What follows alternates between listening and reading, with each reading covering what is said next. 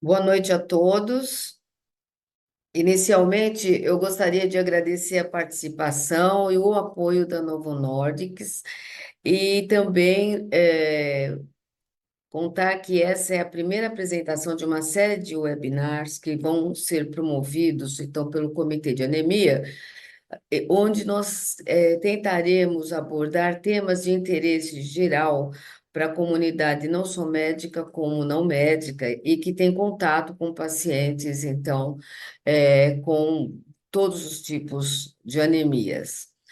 Esse primeiro webinar, nós convidamos a doutora Paula de Melo Campos, que vai fazer uma apresentação sobre cuidados paliativos e anemia falciforme. A doutora Paula, ela tem a sua formação na Unicamp, fez graduação e residência na Unicamp, tem doutorado pela mesma instituição, e ela é médica hematologista e paliativista no Hemocentro da Unicamp, com foco principalmente em anemias crônicas, que aborda, então, anemias hereditárias e anemias adquiridas, incluindo as hemoglobinopatias, as insuficiências medulares, e também as mielodisplasias. Ela participa de muitos projetos de pesquisa no Hemocentro do Unicamp e também vem trabalhando como médica assistente e participando de projetos no Centro Infantil Boldrini e é também membro do Comitê de Anemias da BHH. Eu gostaria então de passar a palavra à doutora Paula e também solicitar que os ouvintes encaminhem suas dúvidas e suas perguntas pelo chat durante a apresentação, e nós, então, prosseguiremos ao final da apresentação da doutora Paula as respostas às dúvidas dos ouvintes. Muito obrigada. Boa noite a todos. Muito obrigada, professora Sara, pela apresentação. Gostaria de agradecer ao Comitê de Glóbulos Vermelhos da BHH e a BHH pela oportunidade de falar de um tema que não é um tema trivial, né? Quando a gente fala em cuidados paliativos, as pessoas necessariamente associam a cuidados de fim de vida, e o objetivo da apresentação de hoje é justamente a gente tentar entender em que ponto os cuidados paliativos podem ser aplicados na doença falciforme. Então, eu não tenho nenhum conflito de interesses em relação a esse tema. E a nossa agenda hoje vai passar por abordar por que cuidados paliativos para a doença falciforme, qual é o momento correto do encaminhamento, o que a gente poderia fazer se a gente não tiver uma equipe de cuidados paliativos no serviço e quais são os primeiros passos para começar. Então, a primeira pergunta que todo mundo faz é: cuidados paliativos, mas meu paciente não tem câncer. Bom, cuidados paliativos, será que é só para quem tem câncer? Quando a gente fala de cuidados paliativos, muito antes a gente precisa refletir por que a gente é médico, né? Então, eu achei esse trabalho bastante interessante, que é do Departamento de Filosofia da Universidade de Toronto, e eles questionaram quais são os objetivos da medicina, né? Então, por que a medicina existe? Então, claro, né, para a gente tentar melhorar o funcionamento do corpo, tentar promover saúde para as pessoas, tentar manter ou restaurar o status clínico do paciente, né? Então, fazendo com que o corpo dele funcione bem.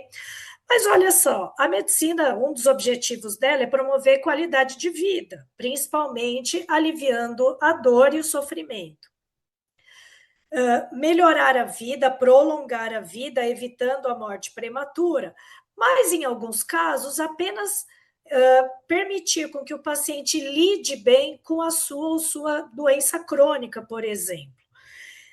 Em muitos dos casos, melhorar as condições externas que causam doença ou pioram a vida do paciente, fazendo com que ele tenha independência e liberdade, e também promover o desenvolvimento das crianças. Então, quando a gente fala aliviar sofrimento e dor, lidar melhor com as condições crônicas, melhorar as condições externas, a gente está falando em cuidar, em proteger esse paciente. E proteger, abrigar, é justamente a palavra paliare, que vem do latim, e é por isso que a gente fala cuidados paliativos. Então, em nenhum momento os cuidados paliativos foram criados exclusivamente para lidar com o final de vida.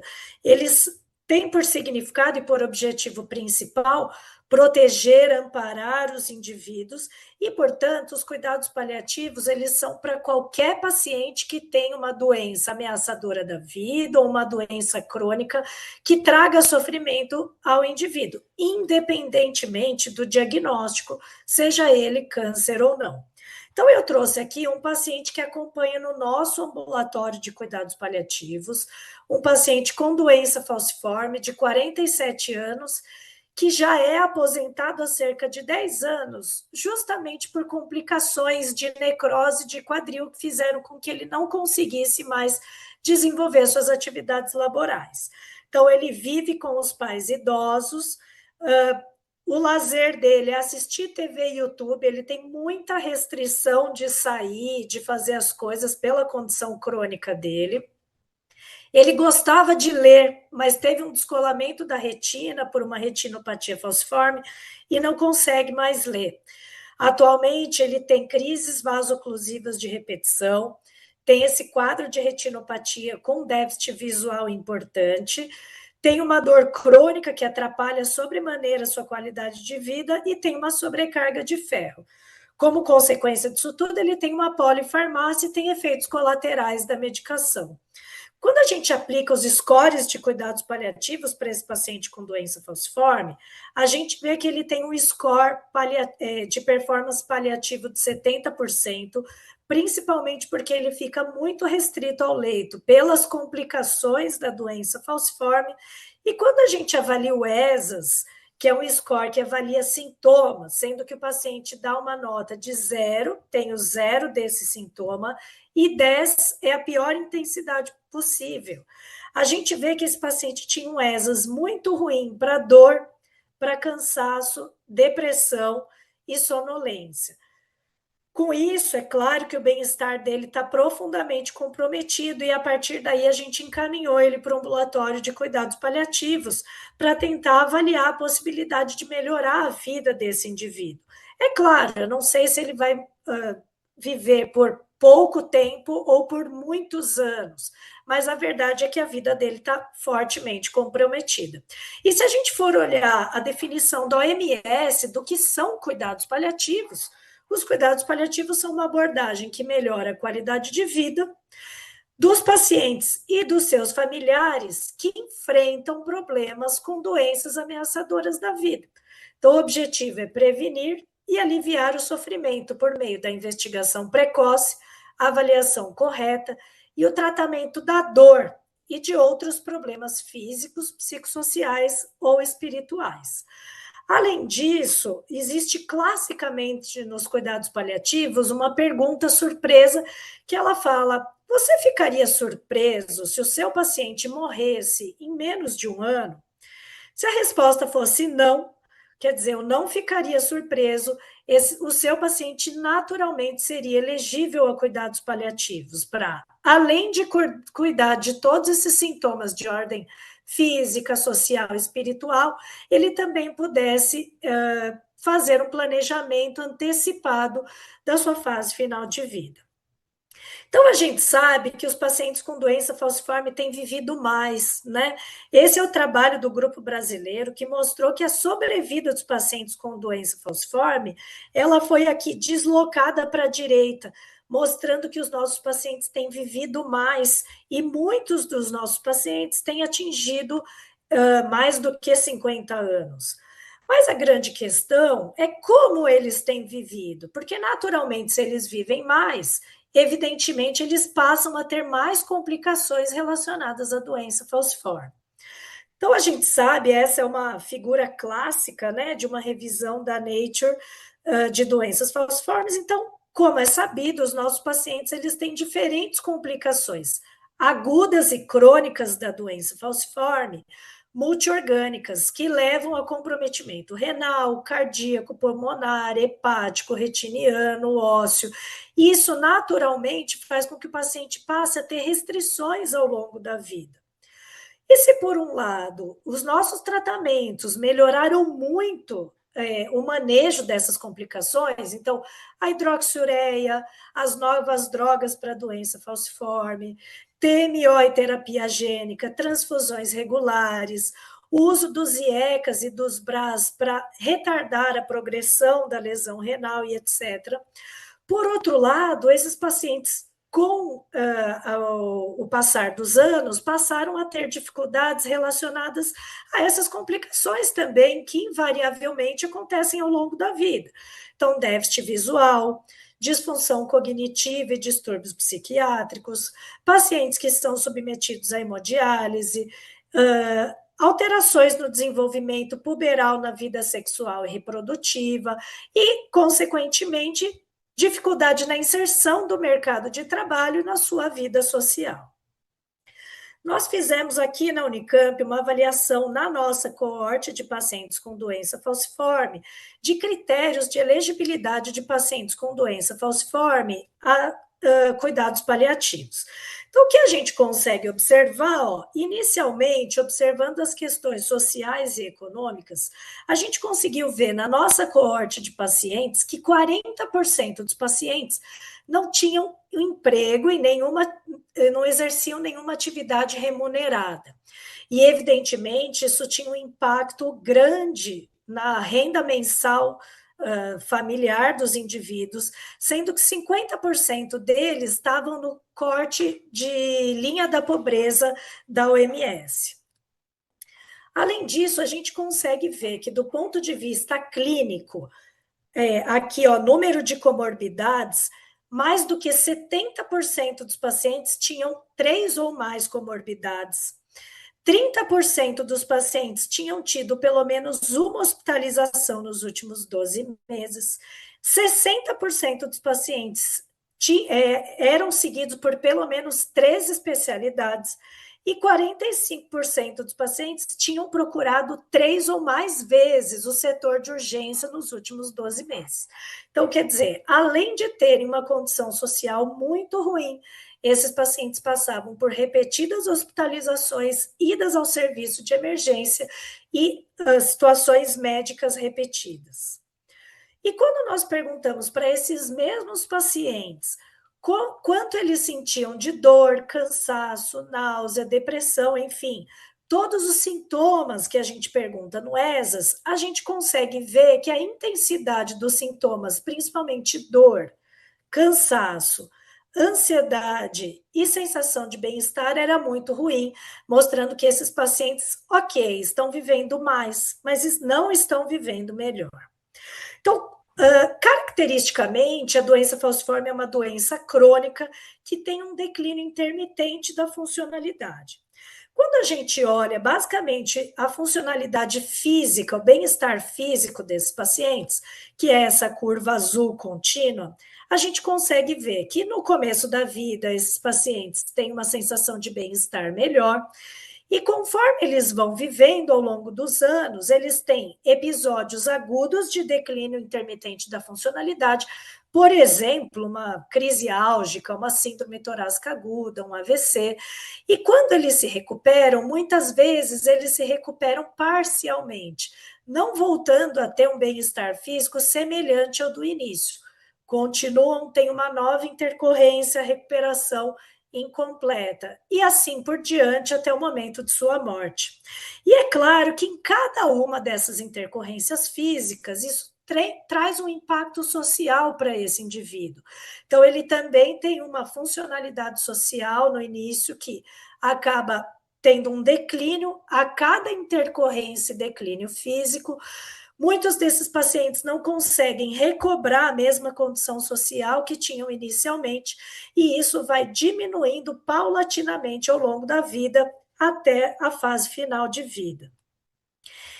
Em relação ao bem-estar psicológico, conforme ele vai tendo esse declínio físico e esse declínio social, muitos desses pacientes passam a enfrentar questões de depressão e ansiedade, que levam a um declínio da funcionalidade psicológica até ter uma pior funcionalidade ao longo da morte, até a morte. E, claro, a espiritualidade é algo bastante variável ao longo do indivíduo, que leva em considerações religiosas e espirituais, não necessariamente religiosas, que são variáveis de acordo com os indivíduos e que, em alguns casos, podem até aumentar na proximidade da morte, o que é característico dos pacientes em fase final de vida. Então, é claro que esses pacientes, por essa grande demanda física, psicológica, social e emocional, eles precisam de um acompanhamento especializado. Mas muitos colegas podem me perguntar: nossa, Paula, mas eu vou encaminhar agora, meu paciente não está morrendo agora. Bom, justamente esse pensamento faz com que muitos pacientes sejam encaminhados num momento muito tardio da vida. E justamente por serem encaminhados tardiamente para os cuidados paliativos, que eles acabam tendo pouco acesso a medidas que poderiam melhorar o seu tempo de vida e fazer com que eles vivam melhor ao longo dos anos. Então, esse estudo é um dos exemplos que mostra causas que potencialmente poderiam fazer com que os médicos encaminhem tardiamente os pacientes aos cuidados paliativos. Então, esse foi um estudo feito com médicos que clinicavam pacientes com doença falciforme e foi feito para eles a pergunta: olha, o que você acha que o seu paciente vai achar se você encaminhar esse paciente com doença falciforme para cuidados paliativos? Então, olha só que interessante. Grande parte dos clínicos achavam que os pacientes iam ficar preocupados se a equipe de cuidados paliativos iria encaminhá-los para cuidados paliativos ou não. Grande parte dos clínicos ficaram preocupados se os pacientes iam achar que eles eram pacientes terminais, por exemplo, e que nada poderia ser feito sobre a sua doença. Grande parte, mais de 60% dos clínicos ficavam preocupados que o paciente poderia pensar que eles, médicos, estavam desistindo dos seus pacientes. Muitos dos médicos ficaram preocupados que a equipe de cuidados paliativos poderia causar uma ruptura no plano de cuidados causado por ele, médico do paciente, médico hematologista. E muitos dos pacientes ficaram preocupados que os pacientes iam achar que não iam mais receber atendimento adequado deles, médicos hematologistas. Então, vejam que essas são visões, de certa forma, preconceituosas e deturpadas da atuação da equipe de cuidados paliativos. Resumindo, gente, a equipe de cuidados paliativos não vai substituir o médico hematologista, ela não quer causar nenhuma disruptura no plano de cuidados do hematologista. Ela simplesmente vai trazer um conhecimento técnico extra para, sim, cuidar dos pacientes em fins de vida, sim, ajudar no planejamento de cuidados, mas também ajudar com formação técnica para cuidar desses sintomas clínicos que o paciente tem e que são de difícil manejo. Então, quando a gente fala de cuidados paliativos, a gente está falando sobre cuidados de vida, não necessariamente sobre cuidados de morte. E esses cuidados de vida vão englobar a esfera física, social, psicológica e espiritual desses indivíduos. Então, quais são os sintomas muito comuns em doença falciforme que são desafios para nós médicos hematologistas? Então, como nós já falamos, pacientes que têm lesões multiorgânicas, né, que causam comprometimento da funcionalidade. Pacientes que têm dor crônica, e aí a dor crônica fica muito difícil da gente balancear. Vou dar opioide ou não vou? Isso pode causar uma dependência nos meus pacientes, sim ou não? Em quais casos o uso do opioide está indicado cronicamente, em quais casos não está? A adesão ao tratamento, ansiedade e depressão, que muitas vezes acabam tendo a ver com as limitações físicas desses indivíduos e causam um impacto social e psicológico muito grande, fazendo com que eles tenham mais dificuldade de se inserir na sociedade e mais vulnerabilidade social. E, por fim, a transição entre o serviço pediátrico e adulto, que lá no Boldrini tem sido para nós um imenso desafio. Então, se essa transição pediatria adulto não é feita no momento correto, a gente acaba tendo uma dificuldade ainda maior de transferir esses indivíduos para serviços de hematologia de adulto. Então, doença falciforme e cuidados paliativos não são uma novidade na literatura, né? Então, eu trago para vocês aqui um trabalho de 2010, que justamente fala que, uma vez que as doenças falciformes são doenças que causam grande morbidade desde a infância, elas são uma oportunidade para que os cuidados paliativos sejam aplicados ao longo de toda a vida. Seja numa fase mais precoce, por exemplo, crianças e adolescentes com educação sobre a doença, a modificação dos fatores ambientais, o tratamento impecável dos sintomas, então dor, depressão, limitações sociais, planejamento de cuidados avançados de vida, melhora da funcionalidade e, sim, avaliação do luto dos familiares quando esses pacientes chegam na fase final de vida. E quando a gente fala em terapias modificadoras da doença, como o transplante, a terapia gênica, que tem sido cada vez mais comuns e cada vez mais feitos no nosso dia a dia, a gente consegue ver que também nesses pacientes os cuidados paliativos podem ter uma aplicação muito importante. Então, na fase pré-transplante ou pré-terapia gênica, ajudar na discussão dos pacientes dos riscos e benefícios desses procedimentos, qual o melhor timing para a realização do transplante, por exemplo, e discutir uma decisão compartilhada sobre as opções de tratamento. Durante o transplante de medula, então a gente consegue ver que o nosso papel passa a ser ajudar no tratamento de náuseas e vômitos, mucosite, dor, a dor crônica, tanto durante o transplante, como planejar o tratamento dessa dor de pacientes que têm, por exemplo, necrose de quadril no pós-transplante, doença do enxerto contra-hospedeiro, as questões de autoimagem relacionadas a DASH, ou, por exemplo, ele vai perder cabelo, por exemplo, e o apoio psicoemocional, sobretudo nos casos de depressão e ansiedade. E no pós-transplante, lembrando que esses pacientes vão ficar imunodeficientes por um período prolongado, precisamos discutir as questões de infertilidade pós-TMO, neoplasias, a possibilidade de neoplasias pós-TMO, DASH crônica, dor crônica e, por que não, lembrando que parte dos pacientes pós-TCTH pode ter desenvolvimento de crises álgicas no pós-transplante, e isso pode acabar sendo um balde de água fria nesses indivíduos num primeiro momento.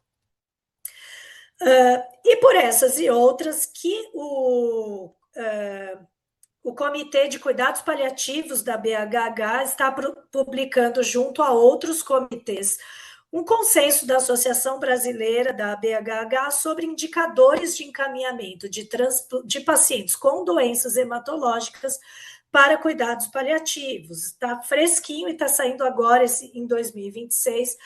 E o consenso também engloba os indicadores de encaminhamento de pacientes com doença falciforme, talassemia e outras anemias congênitas para cuidados paliativos.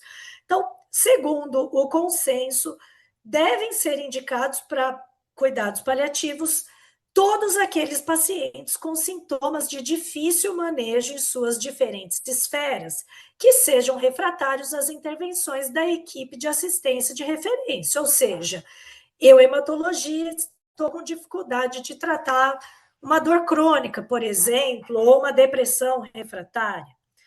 Mas pacientes com disfunção orgânica crônica ou com comprometimento multiorgânico progressivo, que tenham sequelas físicas ou cognitivas, perda de funcionalidade e comprometimento da qualidade de vida. Pacientes com alta demanda transfusional ou necessidade de comparecimento regular aos serviços de saúde. Pacientes com internações hospitalares não planejadas recorrentes ou que tenham impacto físico-psicossocial.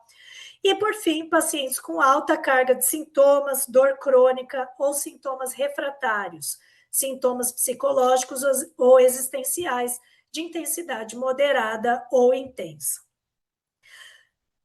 Bom, Paula, ok, eu entendi, faz sentido, mas eu não tenho equipe de cuidados paliativos no meu serviço. Como é que eu vou viabilizar essa parceria ou como que eu vou conseguir implantar um serviço de cuidados paliativos lá no meu hospital ou no meu hemocentro? Bom, eu tenho uma notícia triste para vocês. A gente fez um mapeamento da atuação de equipes de cuidados paliativos em hematologia no Brasil e não é só você que não tem.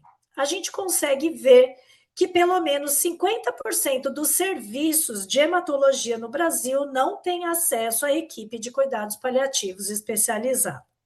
Quando a gente perguntou, olha, na sua instituição, existe interação frequente entre as equipes de hematologia e de cuidados paliativos, mesmo aqueles colegas que falaram que têm acesso a cuidados paliativos, falaram que, na maioria das vezes, essa interação entre hematologia e cuidados paliativos é muito esporádica ou ela nem acontece. Quando a gente perguntou se a instituição, o Hemocentro ou Serviço de Hematologia promovia educação continuada em cuidados paliativos, mais de 80% dos indivíduos respondeu que não. E quando a gente perguntou se existe um programa específico para ensino de cuidados paliativos para os residentes em hematologia, mais quase 90% dos indivíduos também respondeu que não. Ou seja, não temos e também não estamos trabalhando para que tenhamos, né? Num projeto maior que a gente fez para entender como é a interação e o acesso a cuidados paliativos de vários colegas hematologistas de muitas instituições no Brasil, o que a gente viu é que quase 70% dos nossos colegas não tinham tido nenhuma formação acadêmica específica em cuidados paliativos. E quando a gente perguntou se os colegas se consideravam aptos tecnicamente para prestar uma assistência adequada de controle de dor, náusea, vômito, a pacientes elegíveis a cuidados paliativos, 66% responderam que não. Por outro lado, a grande maioria desses colegas falou que sentia falta de ter tido um conteúdo teórico específico sobre cuidados paliativos na formação. E quando a gente perguntou, olha, colega, você acha que no seu dia a dia você indica cuidados paliativos para os seus pacientes no momento adequado? Bom, grande parte disse que raramente indica. E grande parte dos indivíduos aqui, a gente consegue ver em laranja, falou que acredita que indica cuidados paliativos muito tardiamente ou em um número muito pequeno de casos potencialmente elegíveis. Então, colegas, a gente consegue ver que a gente tem um problema de formação e que os hematologistas reconhecem que ter acesso a uma formação extra seria muito importante para melhorar a qualidade de assistência. Então, a gente consegue ver que a maioria das recomendações internacionais recomenda que o hematologista não necessariamente precisa ser um paliativista, mas ele precisa ter um mínimo treinamento duplo, em que ele domina, evidentemente, os guidelines, os melhores tratamentos em hematologia e oncologia hematológica, mas, ao mesmo tempo, ele precisa ter uma formação técnica que faça com que ele tenha uma capacidade de acessar as questões sociais, espirituais, psicológicas e físicas dos pacientes, para que esse tratamento dos pacientes seja mais adequado ao longo do tempo. Então, segundo a recomendação da Política Nacional de Cuidados Paliativos do SUS, os cuidados paliativos, eles também são setorizados por complexidade. Então, já na assistência básica, deveriam ser aplicadas ações paliativas em todas as equipes. Nos níveis secundários de assistência, cuidados paliativos gerais, nos níveis terciários e quaternários de assistência, aí sim, equipes especializadas em cuidados paliativos e centros regionais especializados em cuidados paliativos. Então, quando eu discuto com vocês qual seria a assistência mínima que nós, hematologistas, deveríamos prestar, seriam as assistências de cuidados paliativos gerais. Bom, segundo o Ministério da Saúde, na divisão das linhas de cuidados, os cuidados paliativos já devem estar presentes na unidade de atenção primária. E quando eu falo cuidados paliativos, eu não estou falando de um paliativista especialista em cuidados paliativos. Eu estou falando de médicos de assistência primária que têm uma formação técnica mínima para prestar assistência a esses sintomas. Então, os cuidados paliativos nesse nível de assistência devem considerar prevenção e alívio de um sofrimento, identificando e avaliando a dor e os demais sintomas, conseguindo promover a transferência do cuidado do ambiente hospitalar para o domicílio, preparar os cuidadores para os cuidados em ambiente domiciliar, otimizar a realização dos exames complementares e considerar a família e os cuidadores como parceiros nesse processo. Então, qual seria o nosso pacote essencial para a incorporação dos cuidados paliativos na assistência primária? Bom, então, a melhora dos desfechos através da prevenção e tratamento dos sintomas que causam sofrimento, levando à redução dos custos em saúde e também o suporte social básico. E para que isso seja possível, a gente precisa de um treinamento básico em cuidados paliativos. Então, como a gente consegue ver aqui, segundo a OMS, nos pacientes, para os médicos secundaristas ou que estão em serviços terciários, a gente precisaria de um treinamento intermediário em cuidados paliativos, que seria de aproximadamente 60 a 80 horas, e para os enfermeiros que também prestam assistência a esses indivíduos, no mínimo um tratamento de cuidados paliativos básicos entre 30 e 40 horas. Então, a proposta da OMS, o que eu trago aqui para a gente nesse webinar, é de a gente trabalhar junto às instituições para que a gente consiga ter esse pacote mínimo de treinamento em cuidados paliativos. Então, como é que a gente pode começar tendo isso em vista, né? Bom, o primeiro passo seria a gente trabalhar nessa educação formal em cuidados paliativos. Então, webinars, tanto pela BHH como pelo Ministério da Saúde, ou treinamentos presenciais e manejo da dor aguda e crônica, e o tratamento da depressão e ansiedade. Se a gente conseguir acessar muito bem esses sintomas, a gente consegue já melhorar e muito a qualidade de vida desses indivíduos. E no SUS, gente, a gente tem muitas possibilidades de tratamento. Então, quando a gente fala de dor, tratamento da dor, a gente tem gratuitamente na rede analgésicos simples, a gente tem anti-inflamatórios, a gente tem medicamentos para tratamento de dor neuropática, a gente tem codeína, morfina e metadona como uso de opioides para pacientes com dor mais intensa, fisioterapia, atividades físicas e atividades na UBS, como o Liancum, por exemplo. Alguns centros dispõem de acupuntura. No tratamento do manejo da dor e ansiedade, a gente tem inibidores de recaptação da serotonina, tricíclicos, benzodiazepínicos, psicoterapia e CAPS. Então, a gente associando o que a gente já tem no SUS com tratamento, com educação formal e treinamento adequado, a gente consegue avançar muito no tratamento dos sintomas desse indivíduo.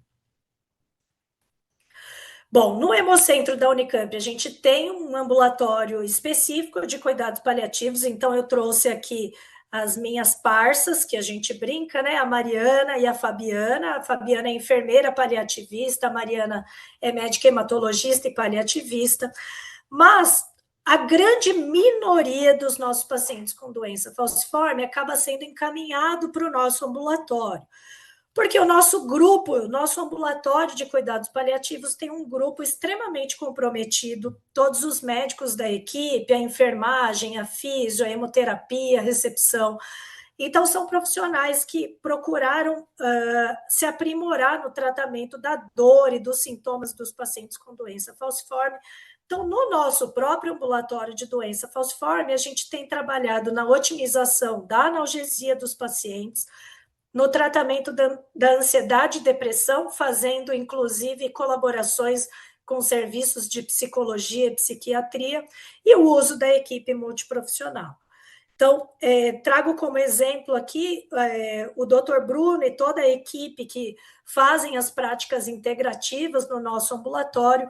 Então, eles aplicam técnicas como meditação, acupuntura e fisioterapia, e com isso a gente vê que houve uma melhora expressiva dos pacientes que têm seguido regularmente no nosso ambulatório, dos sintomas como dor, qualidade do sono, humor, diminuição do uso de analgésicos e melhora da sensação de energia e vitalidade. Então, esse é um protocolo que a gente tem tentado implantar, ainda não conseguimos, é todo um processo, mas a gente tem tentado, a partir da definição do ESAS, da intensidade do sintoma, tratar esses sintomas no nosso próprio ambulatório de hemoglobinopatias. Naqueles pacientes que têm tido melhor, eles continuam na equipe de hemoglobinopatias e a gente referencia para o ambulatório de cuidados paliativos aqueles pacientes que estão em piora ou que não melhoraram com as intervenções iniciais. Bom, eu queria finalizar aqui trazendo um trecho de um livro que até o meu amigo Bruno Benites me deu há algum tempo, que é um clássico da literatura, né? Amor nos Tempos do Cólera. Então, para quem não leu, ele conta, dentre outros personagens, um dos personagens é um médico já idoso, né? Que é o Dr. Juvenal Urbino, e ele conta que o Dr. Juvenal Urbino se levantava logo cedinho e logo cedo ele começava a tomar suas medicinas secretas. Então, ele tomava remédio para melhorar o ânimo, para melhorar as dores dos ossos, né, para melhorar as tonturas, para ele dormir melhor. E toda hora ele tomava alguma coisa, sempre às escondidas, porque em sua larga vida de médico e professor, ele sempre foi contrário a receitar medicações paliativas para a velhice, né? Por quê? Porque era mais fácil para ele suportar as dores dos outros do que as dores próprias, né? Então, eu queria que a gente sempre lembrasse das dores dos outros, né? Quando a gente sente na pele, a gente tende a valorizar mais, né? Então, vamos tentar valorizar as dores dos outros, tanto quanto valorizamos as nossas. Então, gostaria de agradecer a toda essa equipe incrível com quem eu tenho a honra de trabalhar no Hemocentro e no Boldrini, e queria agradecer o Comitê de Cuidados Paliativos e de Glóbulos Vermelhos pela oportunidade de falar sobre esse tema, e as perguntas são super bem-vindas. Obrigada. Muito obrigada, Paula, pela apresentação, bastante esclarecedora. Eu tenho até um comentário. Na verdade, no caso da doença falciforme, o tratamento deles todo praticamente é paliativo, né? Porque a gente não está em nenhum momento atuando na cura da doença. Então, na verdade, toda essa integração, e é por isso que você falou, as equipes da hemoglobinopatia já podem estar parcialmente capacitadas, porque, na verdade, parece que todo o tratamento acaba sendo apenas paliativo, né? Agora, deixa eu te passar duas perguntas que veio no chat. Como vocês acreditam que os cuidados paliativos podem ser implementados nos hemocentros? Obrigada pela pergunta. Como eu expus na aula, no meu entendimento, a gente precisa ter um mínimo de qualificação. Quando a gente fala de um médico hematologista que está tratando um quadro de dor crônica, ele está fazendo cuidados paliativos. Quando a gente fala de um hematologista que está tratando um quadro de depressão e ansiedade, ele já está fazendo cuidados paliativos, no nível secundário de assistência. Então, a gente consegue olhar pelos dados que quando a gente implementa cuidados paliativos no nível secundário de assistência, a necessidade de encaminhar para serviços especializados reduz drasticamente. Então, a minha proposta, e eu acho que a gente precisa do apoio da BHH nisso, para que a gente consiga fazer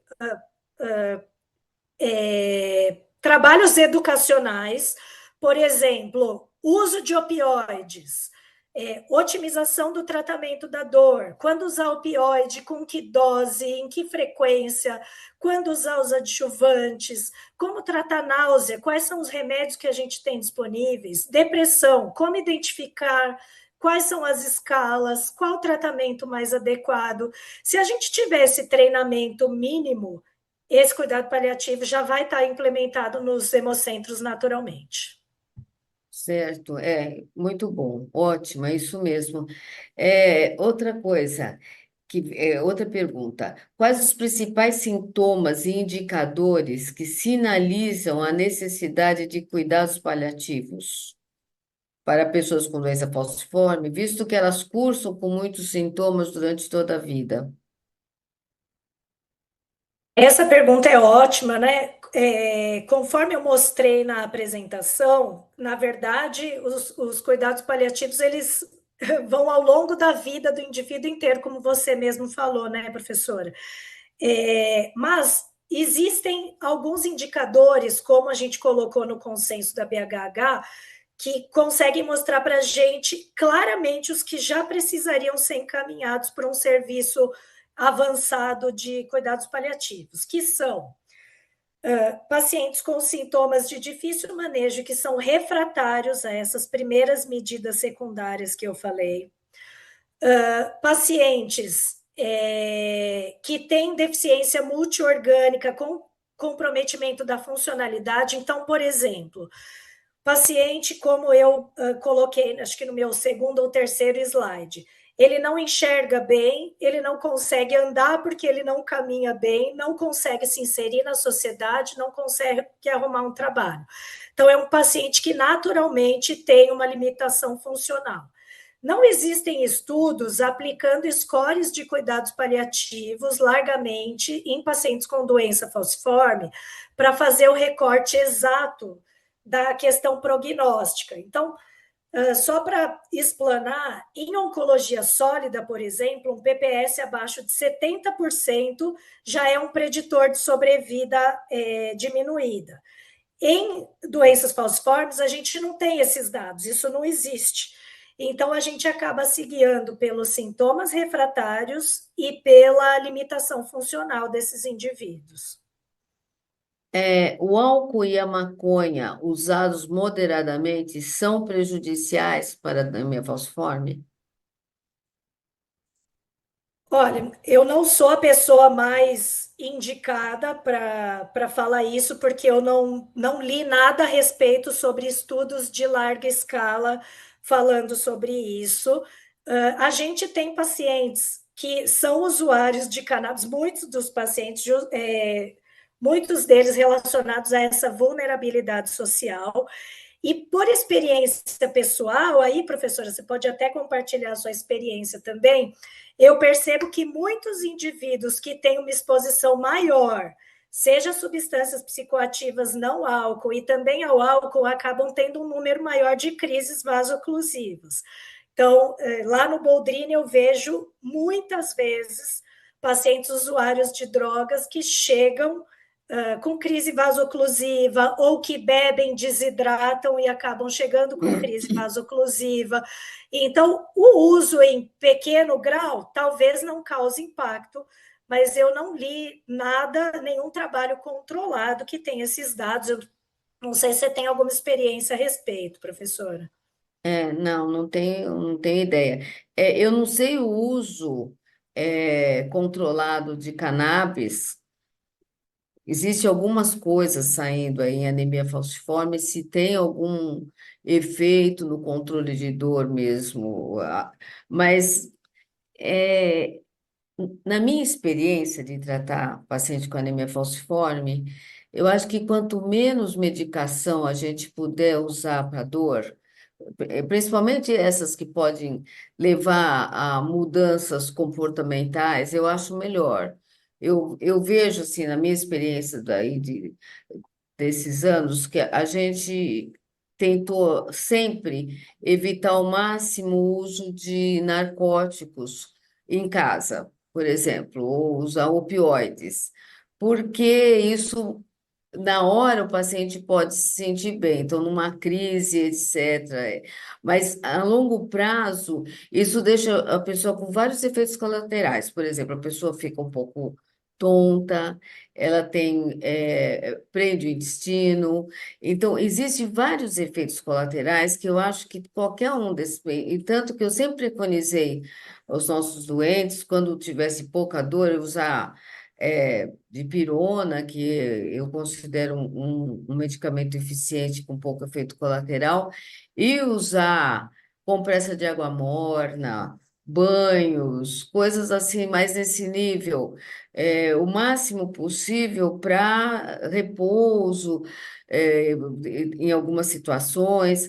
E hoje em dia o pessoal tem trabalhado bastante com essa questão de fisioterapia, de meditação. Então, eu acredito bastante nessas práticas por causa eh, porque a anemia falciforme, a dor é um preponderante, não é o que você vai tratar uma dor pequena. É a mesma, e não é um paciente com câncer, com metástase, que vai ter uma duração mais curta ou encurtada de vida. A anemia falciforme, como eles têm essa dor a vida toda, né? Então, eu acho que se a gente conseguir trabalhar com o mínimo de droga, aí você pode falar, o álcool, poxa, o álcool ele pode causar um certo bem-estar, mas é alguma coisa que é muito temporária e vai causar efeitos colaterais, eu acho, a longo prazo. Então, no meu ponto de vista, quanto menos a gente puder interferir nessa questão assim cognitiva do paciente, acho melhor, mas eu não tenho opinião e eu sei que isso daí tem saído do trabalho. Não sei se você sabe, Paula, de algum trabalho de usando cannabis para paciente com anemia falciforme e dor crônica, mas eu não tenho esse dado, não tenho experiência. Você sabe alguma coisa disso? O que tem de evidência é muito preliminar, viu, professora? A gente teve, na nossa experiência, eu tive uma paciente do Boldrini que usou e nós tivemos uma aqui no Hemocentro. Infelizmente, nenhuma das duas pacientes apresentou uma melhora expressiva. Mas é óbvio que é uma amostra minúscula e até que a gente tenha mais evidência, a gente não É, consegue dizer. é, Agora, você tocou num ponto que eu acho fundamental, que é a questão de eles terem dor ao longo da vida toda e das medidas não farmacológicas, né? As medicações elas ajudam demais, mas essas medidas farmacológicas, elas lá no Boldrini, eu estou lá há 4 anos e a gente tem um N gigantesco de paciente, um N gigantesco de pacientes com dor crônica. E nos últimos 4 anos, até a doutora Mônica Veríssimo tem trabalhado bastante comigo nisso. A gente tem tentado colocar medicações não opioides de horário, adjuvantes, por exemplo, pregabalina, gabapentina, e trabalhar muito com o pessoal da reabilitação. Então, a fisioterapia, a hidroterapia, e quem tem ajudado muito a gente é a psicologia, porque a gente às vezes vê. Outro dia atendi uma paciente lá no Boldrini, eu percebi que o padrão dela piorou. Tô com dor, começou a vir todo dia. Eu falei, caprichei mais na anamnese, e aí ela estava, na verdade, com uma depressão gravíssima, porque tem um filho autista e não tem onde deixar o filho. Então, as coisas, é uma dor total, né? Os problemas são tão maiores que o jeito de eles exteriorizarem essa é, dor é é. dor, mas é muito maior, né? Exatamente. É uma das coisas que eu sempre carreguei comigo com esses pacientes, que eu sempre falei para eles, eu prefiro que vocês venham até aqui contar por que está tendo dor, do que ficar em casa tratando, porque se começa a ter muita dor, a gente pode encontrar exatamente uma situação dessa, é, uma situação na casa, e é muito importante a gente conversar todos esses fatores. Como é que está a situação em casa, com quem que você mora, como é que você se dá com as pessoas da casa, etc. Porque às vezes você detecta ali os problemas que estão causando maior estresse e mais dor, né? Eu acho que esse é uma coisa importante. Uma outra pergunta é se a ideia é o principal remédio que ajuda as pessoas com a doença falciforme. Eu imagino que a hidroxiureia, né? Certamente, né? Hidroxiureia é o que a gente tem de maior evidência, um remédio barato, super eficaz. Infelizmente, parte dos pacientes persiste tendo dor mesmo com o uso da hidroxiureia, né? Uma coisa que eu acho que vale a pena a gente ressaltar, então, é óbvio que a hidroxiureia é um tratamento maravilhoso, mas aproveitando o gancho dessa pergunta, é muito importante, todos nós hematologistas, da gente tentar diferenciar o que é dor aguda, o que é crise vasoclusiva, do que é dor crônica, né? Então, por definição, dor crônica é aquela que está presente na maioria dos dias dos últimos 3 meses, no mesmo lugar. Então, o paciente que fala para você, você pergunta, você está tendo crise? Aí ele fala, eu tô, meu ombro dói todos os dias. Bom, possivelmente isso não é uma crise vasoclusiva, isso é um quadro de dor crônica. E, portanto, a gente não vai tratar agudamente com opioide, a gente vai ver se teve necrose, se tem que fazer fisioterapia, se o que remédio que a gente vai deixar de uso contínuo. Então, é uma coisa que eu pego bem no pé dos residentes aqui. Vamos diferenciar o que é dor crônica e o que é crise vasoclusiva, né? Uhum, tá certo. Isso é importante, principalmente falciforme que tem necrose acética e tem de fêmur e tem as alterações de coluna. E a alteração de coluna ela irradia para todo lugar. Então, é muito comum. Por isso que a fisioterapia é super importante, né? Isso eu acho que é uma coisa que a gente deveria ter. Melhor estruturado dentro de todos os hemocentros. Infelizmente, eu acho que nenhum dos hemocentros tem capacidade de estruturar e de ter uma equipe, né? Porque é muito caro você ter equipe a contratação, mas é algo que a gente precisava implementar, ou que pelo menos a gente tivesse uma parceria boa com as prefeituras, que também não têm fisioterapia. Esse é um outro problema. Porque se as prefeituras tivessem, com certeza os pacientes com anemia falciforme seriam os clientes assim assíduos, né? Porque para a gente fazer fisioterapia em lugar distante não é eficiente, é muito difícil. O paciente tem que se locomover todo dia, mas eu acredito muito na fisioterapia para melhora da dor crônica óssea, né? Desencadeado por necrose, essas coisas, né? Anemia falciforme. Mas eu acho que é bem importante, acho que foi uma abordagem bastante importante, mas eu acho que deixar claro que no caso da anemia falciforme, a gente está sempre trabalhando nessa coisa do cuidado paliativo. Eu acho que é importante que todo médico que esteja atendendo, toda a equipe pense que tem que estar sempre pensando que você tem que melhorar a qualidade de vida deles. Você acha que seria uma boa, assim, sei lá, é, falar que cuidado paliativo em anemia falciforme é basicamente visar a melhora da qualidade de vida? Isso daí seria uma coisa diferente da oncologia, porque na oncologia, a gente, quando fala em cuidado paliativo, a gente pensa, bom, não vai mais dar químio, vai dar uma químio e vai ficar vendo o paciente morrer. É isso que tinha isso por isso que passa essa ideia para a gente né, do paciente. O paciente, quando vai para o cuidado paliativo, ele pensa isso mesmo na oncologia, que o médico desistiu dele, não é verdade? Eu acho que ainda hoje é assim, não é? Ainda é Mas hoje, Sarita. não, Inclusive, eu até já discuti aqui no ambulatório se a gente deveria trocar o nome do ambulatório de cuidados paliativos. Muitos ah, serviços fazem isso para cuidados continuados, por exemplo, porque muitas pessoas ouvem o nome cuidados paliativos e significa que o paciente vai morrer amanhã, É, né? é, Isso não é verdade nem na oncologia, nem é, nas doenças crônicas, né? então eu que eu fico pensando assim, o que que é cuidado paliativo? É paliativo mesmo, quer dizer, você não está procedendo para a cura, você está tratando os efeitos todos, né, orgânicos, psicológicos, etc., é algo assim. Então, mas talvez esse nome pegou errado, eu acho, porque o paliativo está certa a palavra, eu acho que o nome é que pegou errado, entendeu? E falou cuidado paliativo, qualquer pessoa pensa nisso. Bom, então é porque eu vou morrer. É difícil tirar esse viés. Eu não sei se vocês no ambulatório estão sentindo esse viés dos pacientes com anemia falciforme, eu sei como eles veem que a equipe é a mesma, eles se sentem confortáveis. Eu não sei qual é a tua sensação, entendeu? Eu acho que a equipe de Falciforme, nossa, ela já incorporou muito bem esse conceito. Então, quando a gente encaminha os pacientes, a gente já explica o que eles estão indo fazer em outro ambulatório, qual que é o objetivo.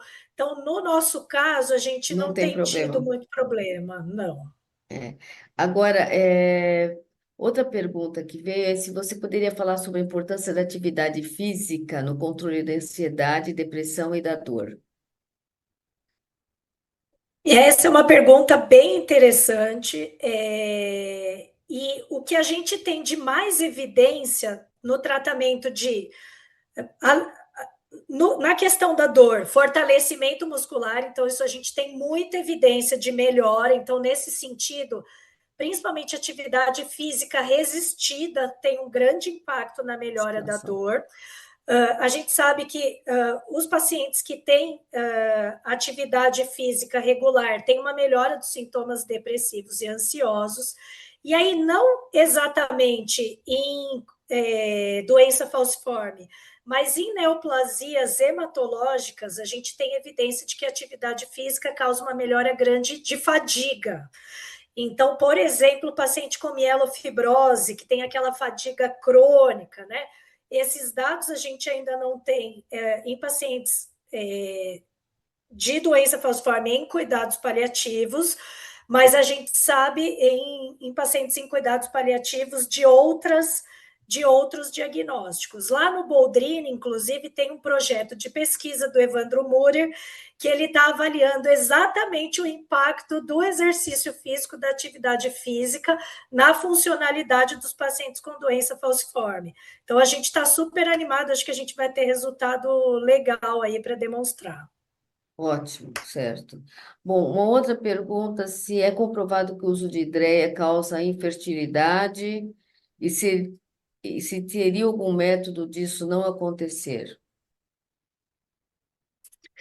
Bom, a gente sabe que a hidroxiureia é uma medicação muito importante na doença falciforme, né? E, de fato, parte dos pacientes com hidroxiureia, isso a gente consegue ver muito facilmente nos homens, né? Pode evoluir com azoospermia, que é a dificuldade na produção dos espermatozoides. Mas, da mesma forma, a gente sabe que esses efeitos são reversíveis. Então, a partir do momento que a gente suspende a hidroxiureia, esses pacientes voltam a produzir os espermatozoides e a gente tem muitos, a grande maioria dos nossos pacientes aqui consegue ter filhos sem dificuldade. Você acredita que o estímulo à educação para uma vida com inserção no mercado de trabalho e autonomia econômica possa reduzir o sofrimento pela doença e aumentar a autoestima dos pacientes? Eu agradeço por essa pergunta, com certeza. Lá no Boldrini eu trato adolescentes, né? E me entristece muito ver a falta de perspectiva dos nossos adolescentes. Então, muitas vezes a gente fala: olha, o que que você faz? Ah, não, nada. Eu parei de estudar, eu parei de trabalhar. E aí, com isso, eles passam a depender de benefícios sociais que são intermitentes, a autoestima vai lá para baixo. Então, serviço social do Boldrini e a psicologia, eles fazem um trabalho bem legal de tentar inserir esses pacientes no mercado de trabalho, e é uma coisa que eu pessoalmente bato na tecla com eles, de, pessoal, peraí, você tem 16 anos, entendeu?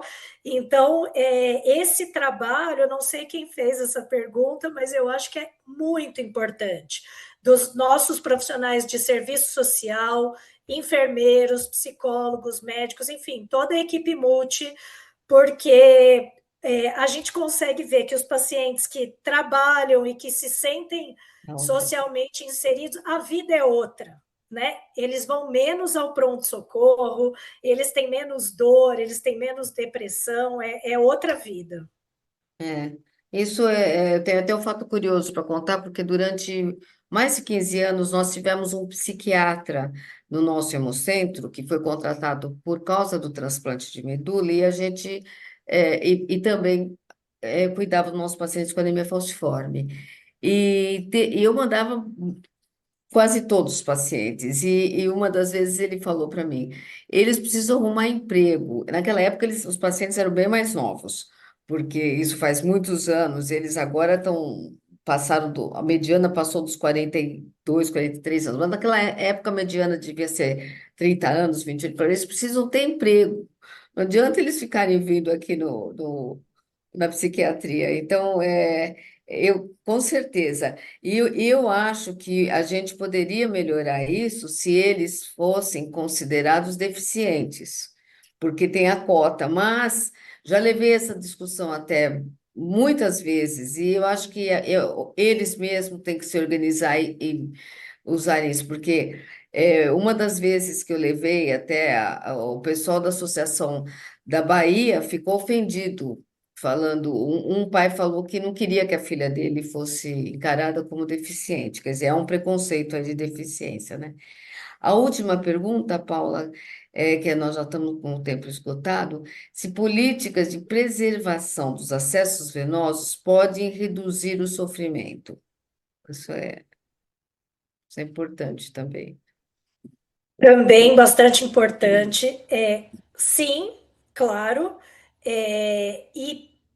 Preservação de acesso venoso passa necessariamente pelo tratamento adequado da dor crônica. Então, o paciente que não trata adequadamente a dor crônica, ele vai procurar mais o pronto-socorro com dor, ele vai ser puncionado milhões de vezes, ele vai perder o acesso venoso. Então, o tratamento adequado da dor crônica, a otimização dessa analgesia, e também, evidentemente, eu estou falando de dor crônica, mas estou falando de crise vasoclusiva também, né? Então, aproveitando a deixa a gente tem transplante de medula disponível hoje via SUS, né?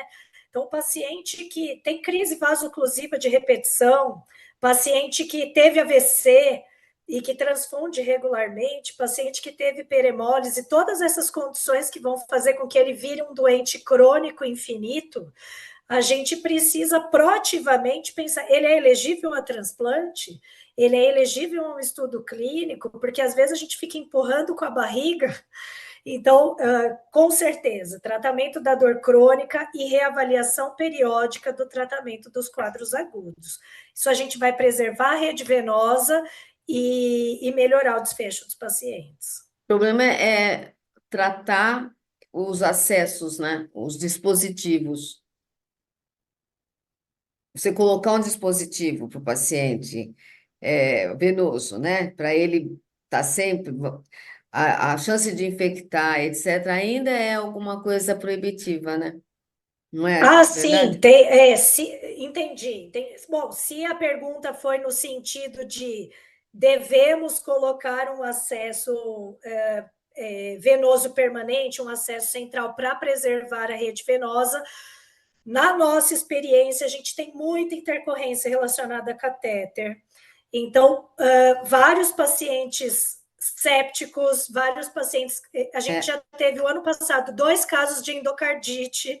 Então, nesse pois sentido, é. evitar o acesso venoso central e tratar adequadamente a dor crônica. É. Ok. Muito obrigada, Paula. Eu acho que a gente pode encerrar, já passamos o tempo, mas foi excelente. Espero que as pessoas tenham aproveitado. E a Paula deixou aí o e-mail dela. Contatem se precisarem. Muito obrigada, viu? Boa Muito noite. obrigada, boa noite a todos. Tchau, Boa tchau. noite.